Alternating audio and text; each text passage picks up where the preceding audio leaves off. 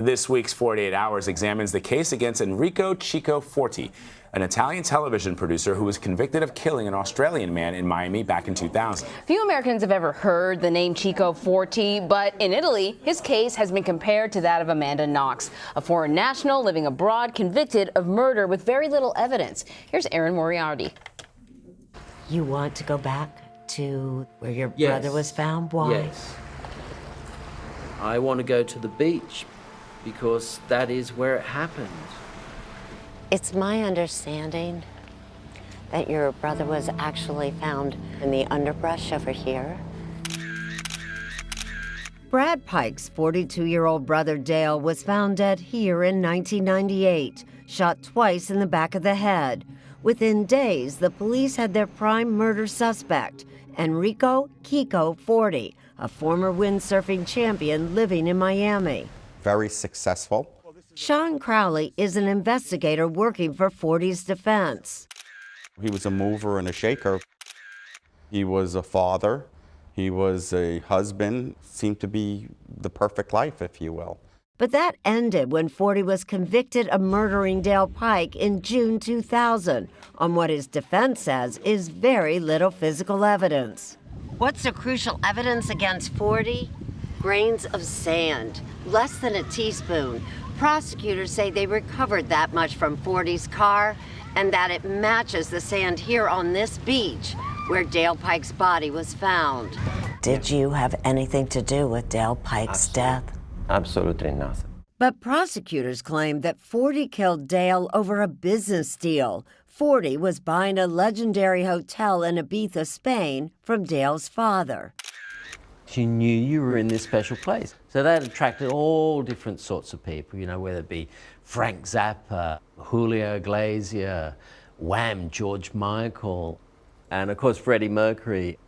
Brad and his brother Dale thought the hotel was worth millions more than their dad had agreed to sell it for. So Dale flew to Miami to discuss the deal with Forti. A day later, Dale was dead. All I knew that my brother was going over there for the deal. So it's really like it was the deal that created the death. As you're sitting here right now, do you think Enrico Forti either helped kill or actually killed Dale Pike? No, I do not. Veronica Lee knows the case well. But you were one of the 12 jurors who convicted him. Yes, I know. Well, earlier I spoke to Erin Moriarty, who explained the similarities between this case and the Amanda Knox case.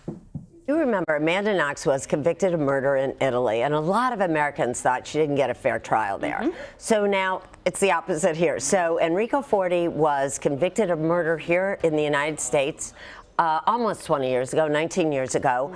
And the Italians all believe that he never got a fair trial and that it's unfair that no one's taking a new look at the case. And it is a fascinating case. It's a fascinating case. We even found one juror who felt she had been bullied to find him guilty. There just isn't a lot of evidence to tie him to this murder. He did pick up the victim. So he's technically the last known person to have seen him, but there's no physical evidence to tie him to the murder. And the timeline's so tight that even in the closing arguments, the prosecutor admitted, well, yeah, he might not be the trigger man, but he knows who did it. You're kidding me. And they never brought anyone else. They never connected him to anyone else.